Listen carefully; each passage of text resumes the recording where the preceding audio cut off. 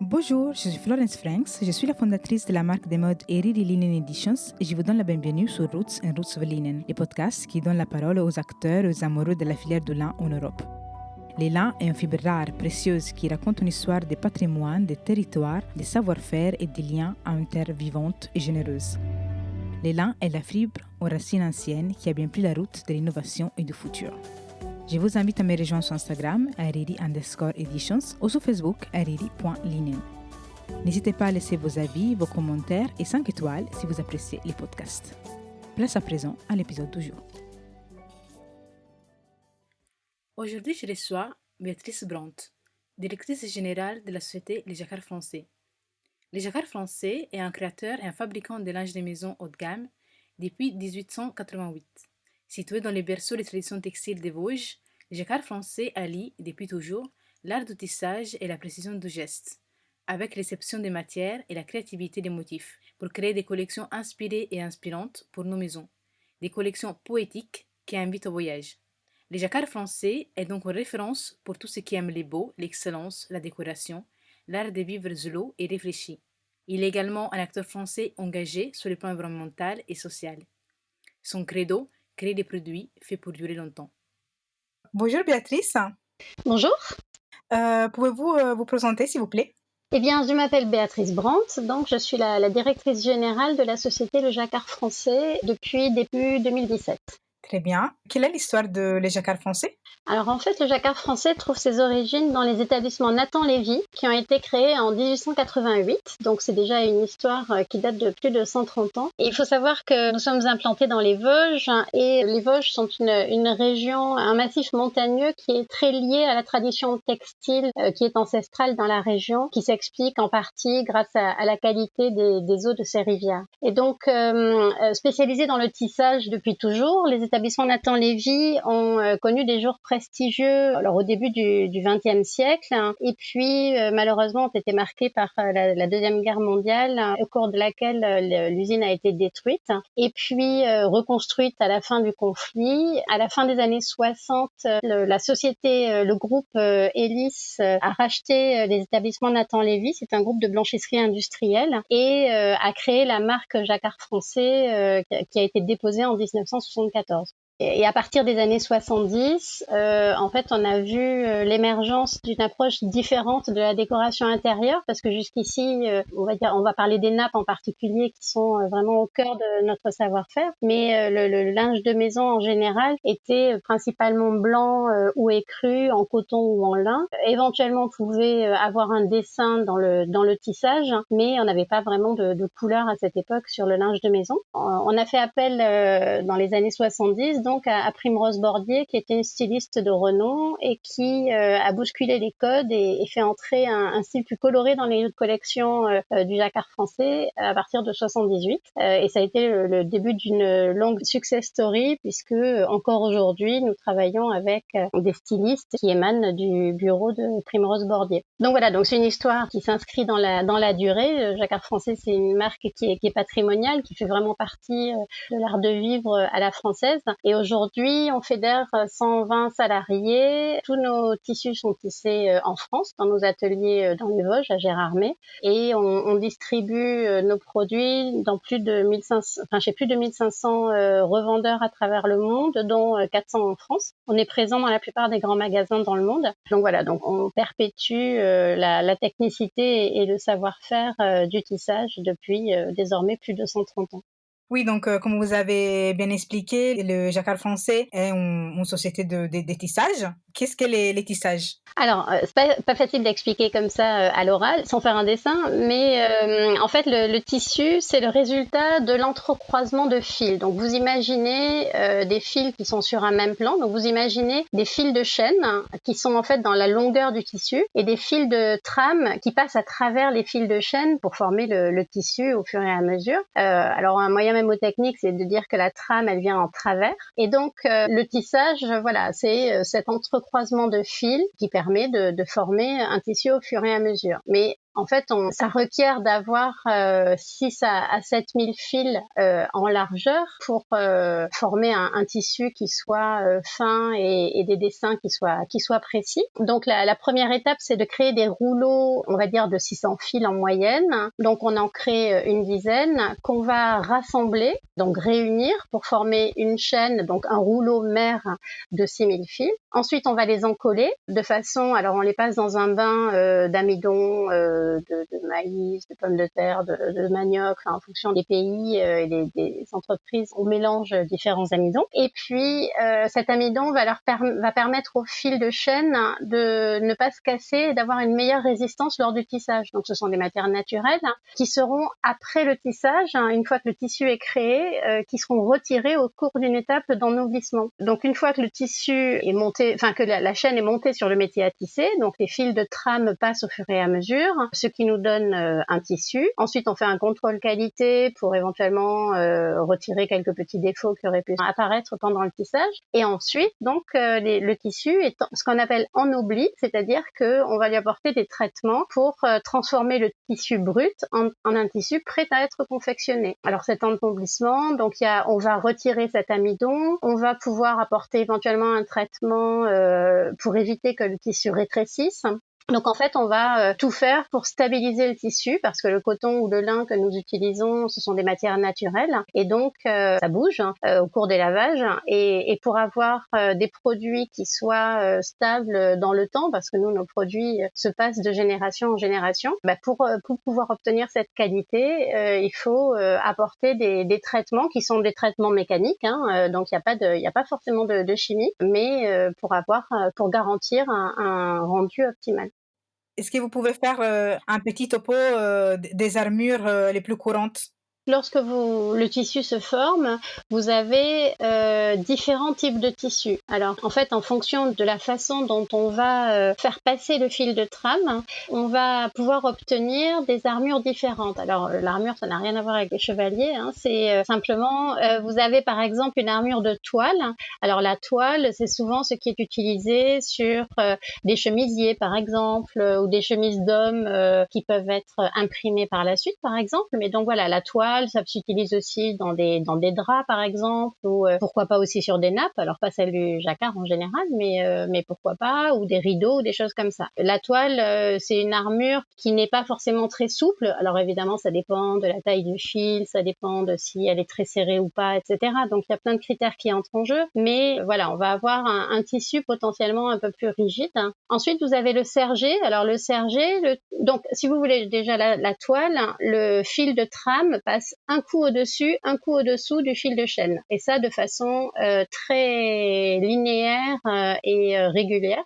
Donc ça, c'est comme ça qu'on obtient la toile. Ensuite, donc ça, c'est vraiment le b.a.-ba. Ensuite, on a un serger. Alors, il existe différents types de sergers. Mais par exemple, c'est ce qu'on va retrouver sur les jeans. Et donc, les jeans, vous les reconnaissez par la présence de côtes obliques et parallèles et de largeur inégale. Et en fait, vous avez différents types de sergers. Mais par exemple, on va dire que le fil de trame va passer un coup au-dessus du fil de chaîne et va passer en dessous, par exemple, de 2 fils de chaîne. Et au fur et à mesure, donc avec cette histoire de passer un coup au-dessus, 2 coups au-dessous, vous allez obtenir cette armure oblique.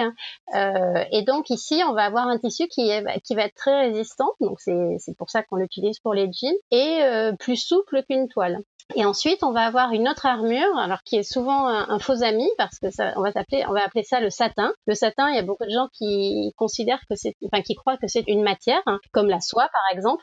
Et en fait, pas du tout. Le satin, c'est juste un jeu d'armure où cette fois-ci, vous allez avoir le fil qui va passer une fois dessus et peut-être 4 fois dessous, par exemple, ou plutôt l'inverse d'ailleurs. C'est plutôt 4 fois dessus, 4 fois sur le fil de chaîne, une fois dessous pour être quand même lié et tenu. Et le fait que ce fil de trame passe au-dessus, ça va donner un tissu qui est assez brillant et justement satiné. C'est pour ça qu'on appelle ça du satin.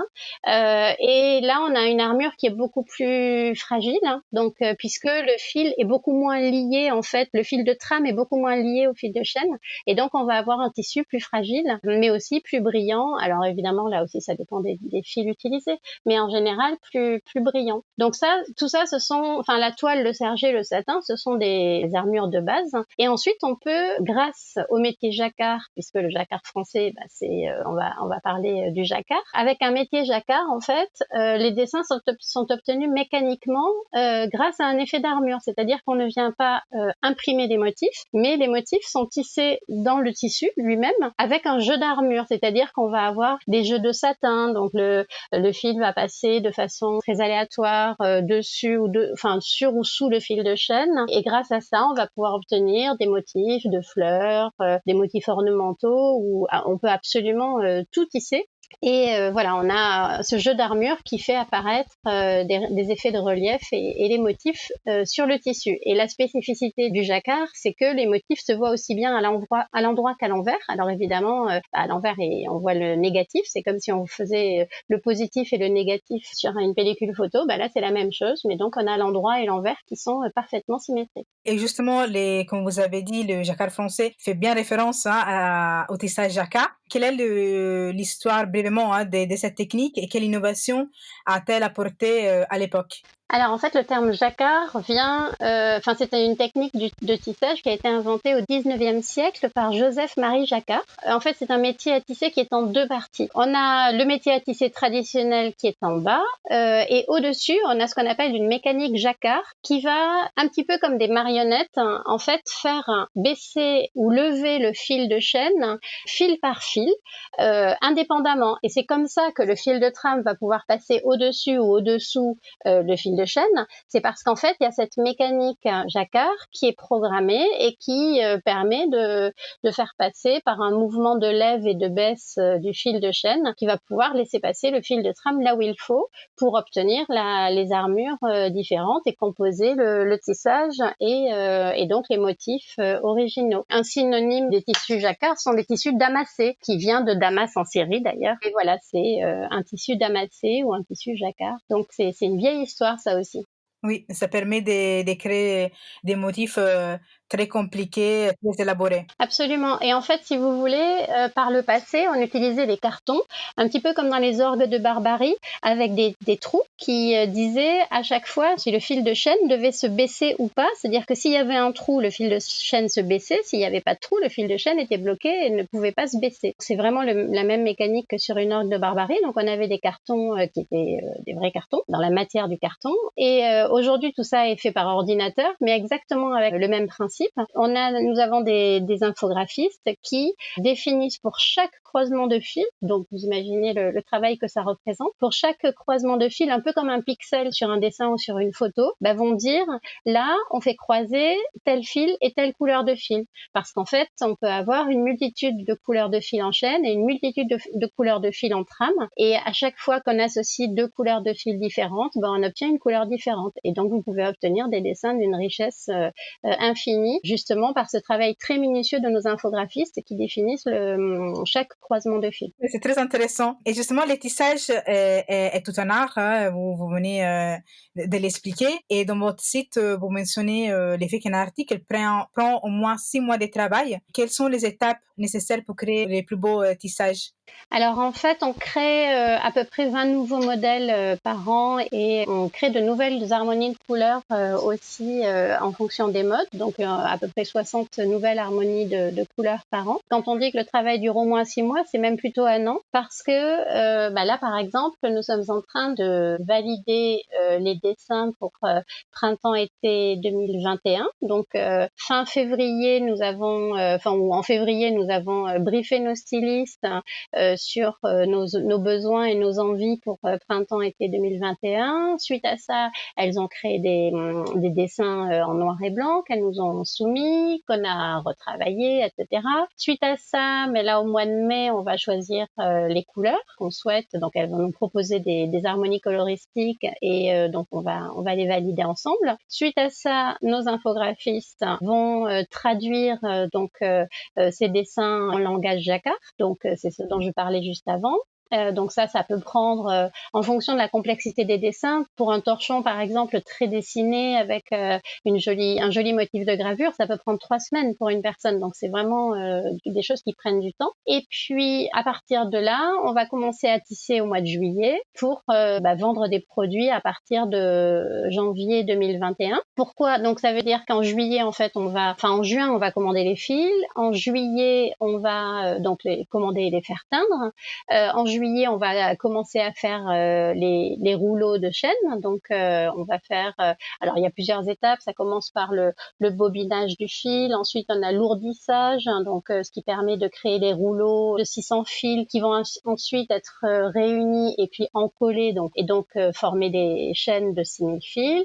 Ensuite, ces chaînes vont être nouées sur les métiers à tisser parce qu'il faut que, comme je vous disais, il y a cette mécanique jacquard qui doit passer à travers chaque fil, qui doit actionner chaque fil. Donc, il faut assembler les 6000 fils un par un sur le métier à tisser. Suite à cela, on va tisser. Alors, en fonction du nombre de mètres qu'on va tisser, ça va prendre entre, 2 semaines et 6 semaines en fonction de la complexité. Parce que, par exemple, si c'est du lin, ça va prendre plus de temps pour être tissé. Donc, on va avoir un moins bon rendement et le lin est une matière un peu plus sensible. Et puis, le tissu va être visité. Donc, il y a le contrôle qualité.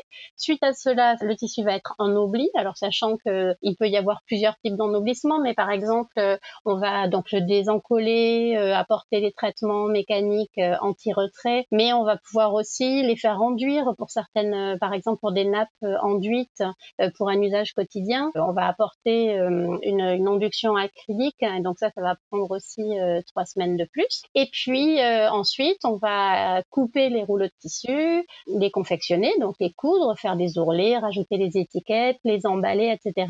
Et tout ça, en fait, ça prend 6 mois, vraiment uniquement pour le tissage, hein. Donc de la création de la chaîne jusqu'à la disponibilité du produit, ça prend 6 mois. Mais si on inclut le travail des stylistes, on peut rajouter quasiment 6 mois de plus. Donc c'est pour ça que c'est en fonction de la complexité des produits, ça prend entre 6 mois et 1 an pour lancer une nouvelle collection. Ah ouais, je comprends que vous avez vraiment plusieurs métiers à l'intérieur de votre maison. Et quels sont donc les talents que vous recherchez?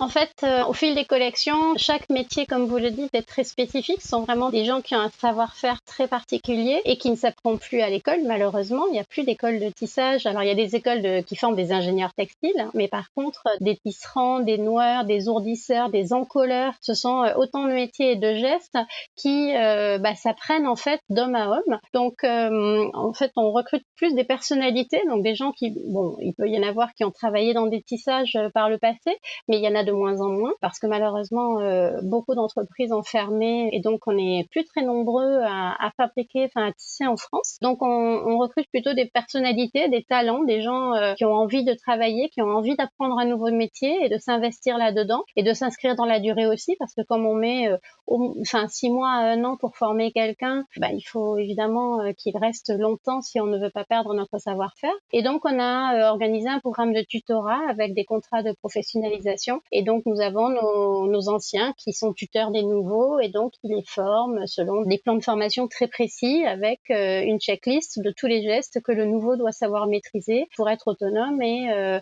donc voilà, ça nécessite beaucoup de calme, de concentration. Il faut pas paniquer, etc. Donc voilà, c'est vraiment plus des personnalités qu'on recherche, hein, plus que des gens qui ont un savoir-faire, puisque ça se serait perdu d'avance dans la mesure où il y en a plus beaucoup.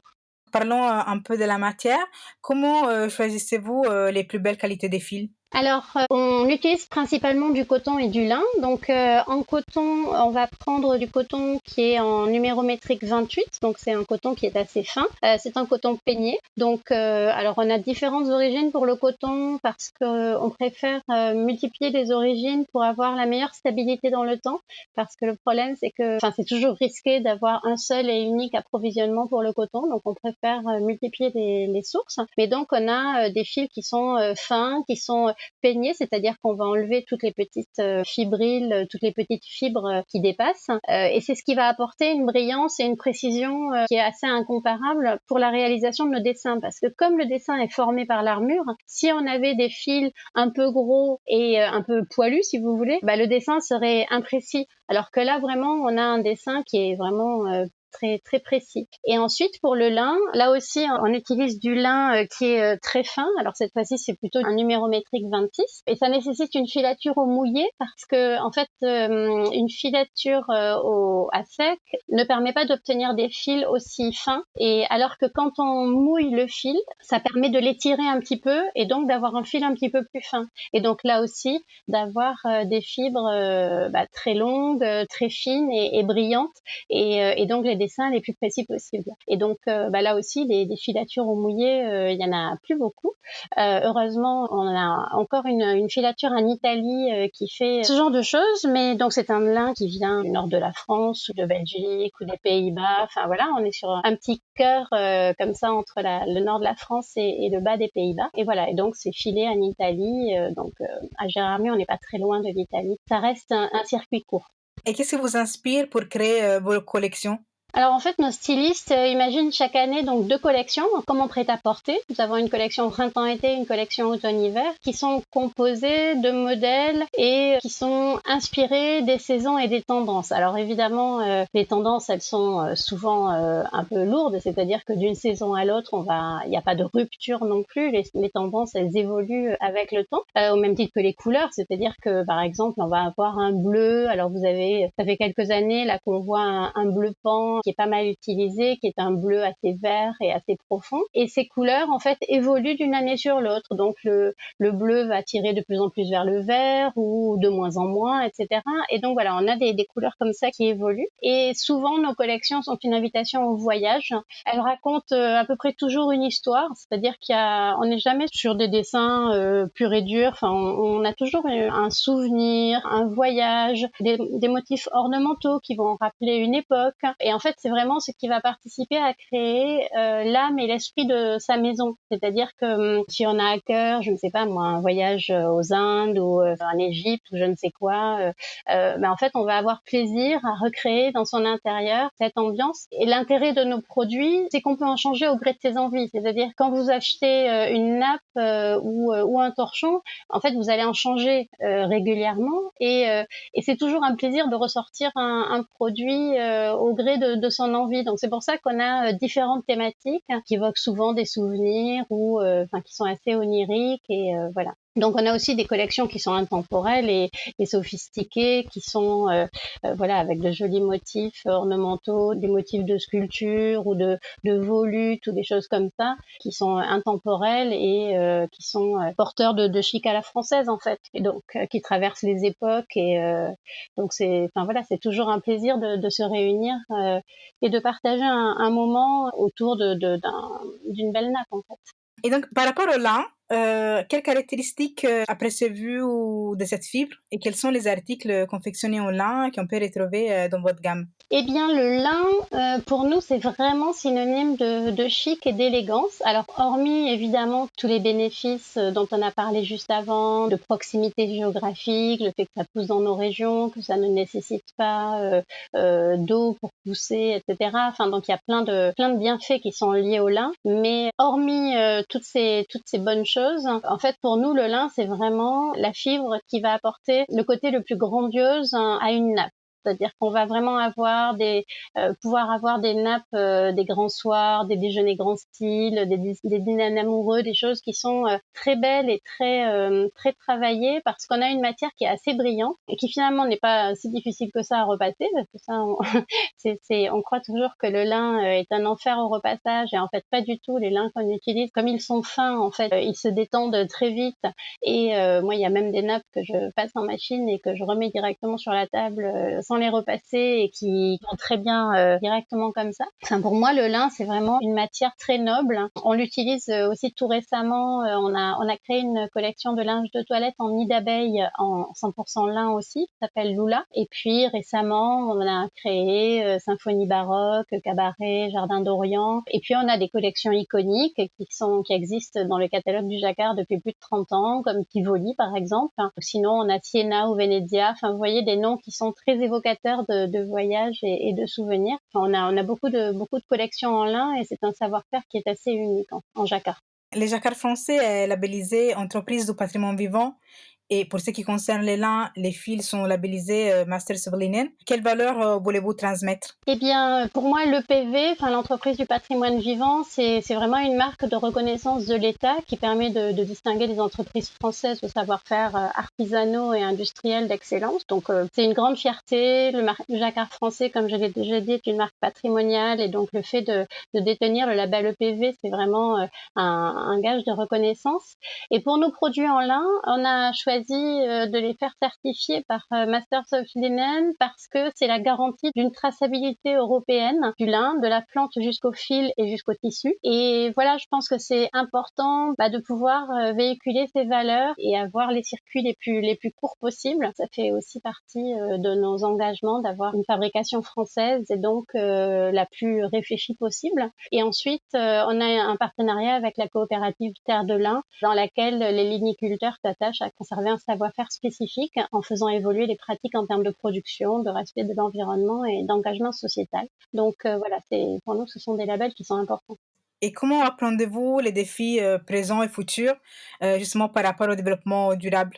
Depuis plus de 130 ans, en fait, on perpétue la tradition du tissage dans les Vosges. Ça fait partie de la tradition française et d'un savoir-faire ancestral. Donc, on compte bien continuer dans ce sens. Jacquard Français préserve l'emploi local au maximum, puisque même si nombre de collaborateurs partent à la retraite, la relève est assurée.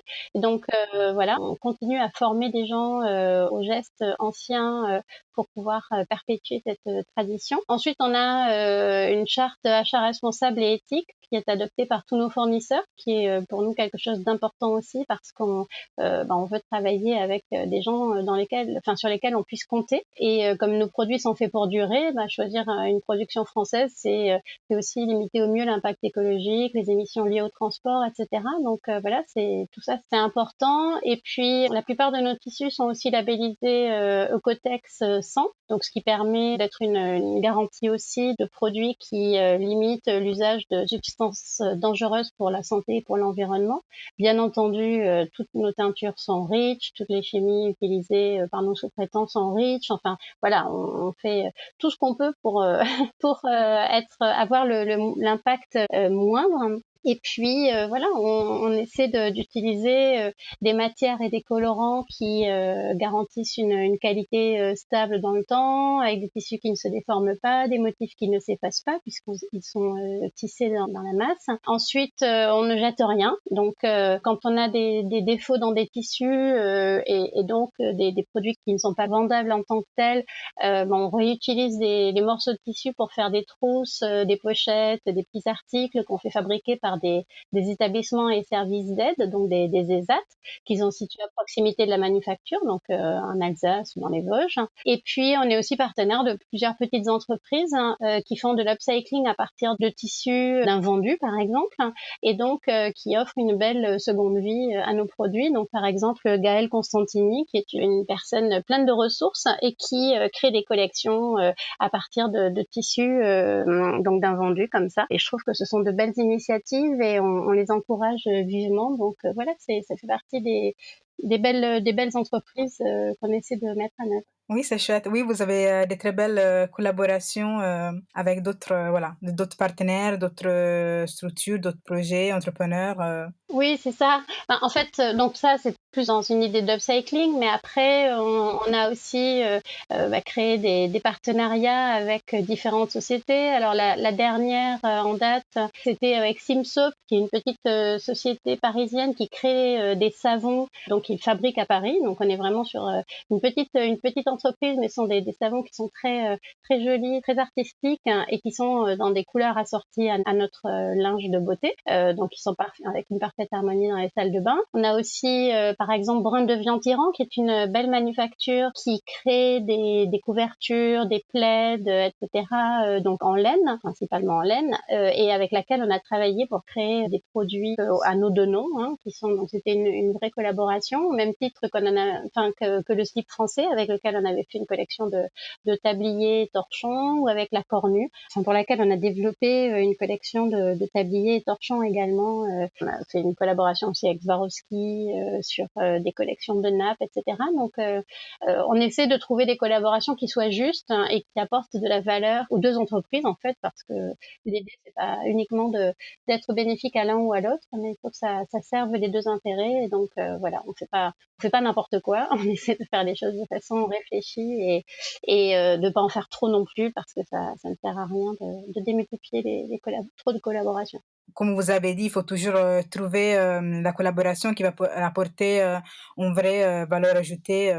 Voilà. Ben, on a bientôt terminé notre conversation qui a été très intéressante. Et pour conclure, je demande souvent, même si vous l'avez déjà un peu dit, quelle qualité du lin appréciez-vous particulièrement? C'est ce que je vous disais. Pour moi, c'est le numéro métrique 26 qui est filé au mouillé. Pour moi, c'est vraiment le plus beau lin qu'on utilise, donc qui est filé en Italie et qui vient d'une région du nord de la France. Je trouve que c'est vraiment un lin qui est brillant, qui est léger. Ça apporte à la fois un aspect brut et très sensuel au produit. Et c'est pour moi un produit qui est vraiment le plus noble qui soit. Voilà, j'adore ce produit-là. Très bien, la noblesse du lin. Très bien, merci beaucoup Béatrice. Merci à vous pour cette interview. Et je vous dis à bientôt. Eh ben, merci beaucoup. Merci Florence, à bientôt. Au revoir. Au revoir. Merci d'avoir écouté cet épisode. J'espère que ça vous a plu. Sachez que vous pouvez retrouver toutes les références dans les notes. N'hésitez pas à me contacter sur Instagram ou Facebook pour me laisser votre avis et vos suggestions. À très vite pour un prochain épisode. Et d'ici là, laissez des liens.